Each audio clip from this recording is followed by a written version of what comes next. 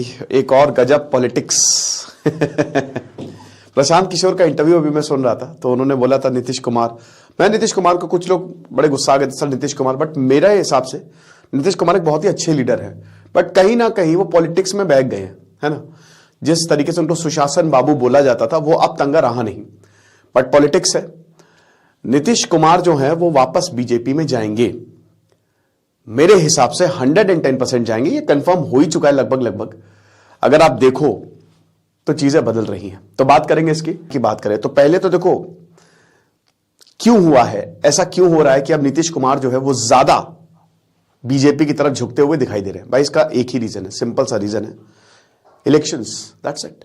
40 सीटें हैं बिहार की, पिछली बार बीजेपी ने 39 सीटें जीती थी, तो इस बार बीजेपी को लग रहा है शायद 25 भी ना है, तो बीजेपी को भी नीतीश कुमार चाहिए। आरजेडी ने 17 में से 16 जीती थी, तो सॉरी जेडीयू पे। भाई अभी क्या हिसाब किताब है, अभी देखिए आप पूरा बीजेपी और जेडीयू ये साथ में मिलकर काम कर रहे थे, ठीक है भाई। इन्होंने सरकार बनाई बिहार में, 2005 से नीतीश कुमार जो है वो चीफ मिनिस्टर है। 2015 में प्रॉब्लम हुई, नीतीश कुमार ने इस्तीफा दिया, जीतन राम मांझी आए, फिर से बीजेपी से अलग हुए वो, फिर बीजेपी के साथ आए। लेकिन इस बार बीजेपी के साथ किसके साथ आए वो?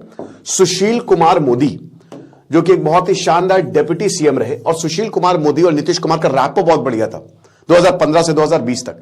Nitish Kumar was the CM and Sushil Kumar was the deputy CM. दोनों बचपन के दोस्त थे। जो जेपी मूवमेंट रहा है, मैंने एक्चुअली आरती, जो डेप्यूटी सीएम है सुशील कुमार मोदी, इनका रैपो बहुत बढ़िया रहा है। ये आज से नहीं, ये जेपी मूवमेंट से साथ है, कॉलेज डे से साथ है। और जब 2020 में इलेक्शन हुए, देखिए 2015 में क्या था कि आपने बीजेपी की सरकार बनाई, 124 आपको मेजॉरिटी के लिए चाहिए विधानसभा में, आसानी से आपको मिल गई। उस समय आप ये समझिए कि 70 के करीब सीट मिली थी जेडीयू को, अब वो गिर के 43 के करीब आ गई 2020 में। और जो बीजेपी थी उसकी सीट 50 के करीब थी और वो बढ़ के 74 पहुंच गई। आप समझ रहे हो, 74 या 78, थोड़ा सा आप देख लीजिएगा। तो अब यहां पे बीजेपी को मिला बहुत ज्यादा फायदा और जेडीयू को बहुत नुकसान पे। तो जिसको फायदा है उसका अपर हैंड रहेगा। बीजेपी ने सुशील कुमार मोदी को हटा दिया और तारकिशोर प्रसाद और रेणु देवी अभी भी इस बार भी डिप्टी सीएम बनेगी और सुशील कुमार मोदी, मतलब 2 डिप्टी सीएम बनाए। ये नीतीश कुमार को पसंद नहीं आया, ठीक है। कहीं ना कहीं यहां से प्रॉब्लम शुरू हो गई। तब ये लगा कि हमारी सीटें कम है तो हमको दबाने की कोशिश की जा रही है। प्रॉब्लम बहुत ज्यादा थी।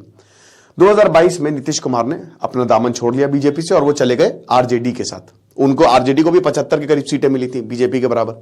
दोनों ने मिलकर सरकार बना ली। तेजस्वी यादव जो है वो चीफ मिनिस्टर से पहले भी जेडीयू और आरजेडी साथ में आ गए। इम्पॉसिबल था भाई, इम्पॉसिबल है। तो Tejashwi Yadav again deputy CM, अब दोनों साथ में हैं। लेकिन फिर वही 1 साल, पिछली बार भी यही हुआ कि बन नहीं रहा था दोनों के बीच में कुछ, और इस बार भी यही हुआ कि दोनों के बीच में बन नहीं रही है, ठीक है। कहीं ना कहीं प्रॉब्लम अभी हमको देखने को मिल गई है कि जिस तरीके से गवर्नेंस होना चाहिए, चीजों पर विवाद, दिक्कतें हैं, ठीक है। दूसरा पॉइंट यह है कि अब लोकसभा इलेक्शन जो है वो आने वाले हैं 2019 में। यहां पे कर्पूरी ठाकुर को भारत रत्न मिला। नीतीश कुमार ने पब्लिकली बड़ी बधाई दी नरेंद्र मोदी को। कल रिपब्लिक डे था, राजभवन गए, गवर्नर के साथ चाय पी। पूरी सीटों का सीट शेयरिंग कैसे होगी वो भी। तेजस्वी यादव अलग और नीतीश कुमार अलग, रिपब्लिक डे पे दोनों साथ नहीं दिखे। और सबसे बड़ी बात, इंडिया ब्लॉक एक सब बहुत बड़ा, यहां पे नीतीश कुमार कह रहे हैं कि जिस तरीके से, जैसे टीएमसी और आम आदमी पार्टी को ज्यादा स्पेस मिल रहा है, जेडीयू को उतना स्पेस नहीं मिल रहा है। लग रहा था नीतीश कुमार जो है वो प्राइम मिनिस्टर के कैंडिडेट होंगे इंडिया अलायंस के, बट ऐसा हुआ नहीं। राहुल गांधी भारत जोड़ो न्याय यात्रा जो है वो अकेले ही कर रहे हैं। ऐसा लग रहा है कि कांग्रेस का इंडिया अलायंस को इग्नोर कर रहे हैं कि हमारे साथ है ही नहीं। फिर उसके बाद जो राम मंदिर का इनॉग्रेशन हुआ है वो गेम चेंजर साबित हुआ है। और यहां पे नीतीश कुमार को दिख रहा है कि अगर हम बीजेपी के साथ जाएंगे तो हमको ज्यादा फायदा होगा। जब बीजेपी को भी पता है कि 2019 अभी जो लोकसभा के इलेक्शन होने वाले हैं 2024 के, माइट भी पॉसिबल कि शायद 25 से कम ही रहेंगे, वो सीटें इतनी आएंगी नहीं, तो बीजेपी के लिए भी विन विन फायदा है। तो अब बात यह हो रही है कि 2 डिप्टी सीएम रहेंगे, सुशील कुमार मोदी तो उसमें रहेंगे, और सुशील कुमार मोदी रहेंगे तो नीतीश कुमार बहुत बढ़िया होगा उनके साथ, क्योंकि वो नीतीश कुमार नहीं चाहते थे कि सुशील कुमार मोदी जो है वो डिप्टी सीएम से हटे। और यही एक बहुत बड़ी वजह भी थी, क्योंकि मैंने बताया ना कि 5 साल दोनों ने सरकार चली, बहुत बढ़िया सरकार चली, रैपो बहुत बढ़िया था। सुशील कुमार भी हाईली क्वालिफाइड बढ़िया इंसान, ठीक है। तो अब क्या हुआ लेकिन आपको एक चीज बता दूं कि 2015 से 2020 तक कोई बिहार की स्थिति बहुत अच्छी नहीं हुई है। इनफैक्ट इससे पहले जब नीतीश कुमार रहे थे 2005 से 2015, तब स्थिति बहुत बढ़िया हुई थी।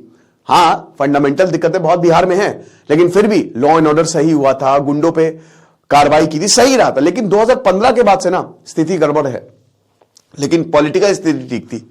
लेकिन अब वही है कि कभी इधर अब पेंडुलम की तरह हो गए नीतीश कुमार, कभी वो आरजेडी के पास जाते हैं, कभी वो बीजेपी के पास जाते हैं, ठीक है। लेकिन बात इतनी सी है कि हाल ही में नीतीश कुमार काफी विवादों में रहे हैं। अब 2025 में, मतलब अगले साल बिहार के इलेक्शंस होने वाले हैं, ठीक है, और ये डिसाइडर साबित होगा। बट मुझे लगता है कि बिहार की जनता को अब देखना पड़ेगा। आप ये कास्ट पॉलिटिक्स से ऊपर उठिए। बहुत दुख होता है कि बिहार जैसा प्रदेश जहां से भारत उत्पन्न हुआ, चंद्रगुप्त मौर्य, अशोक जहां से आए, इतना डेवलप्ड, इतना ऐसा राज्य जहां पे नदियां बह रही हैं, आप उसको कितना डेवलप कर सकते हो, बट वहां पे आज बहुत ज्यादा बैकवर्डनेस है, हद से अंडर डेवलप्ड स्टेट है, बहुत मुश्किल है वहां पे। अजीब बात है यहां पे। तो अब बिहार की जनता को ना इन सबसे ऊपर उठना पड़ेगा, है ना। कास्ट छोड़िए, उसको वोट दीजिए जो आपकी डेवलपमेंट के बारे में सोचे। मैं तो यही बोलना चाहूंगा।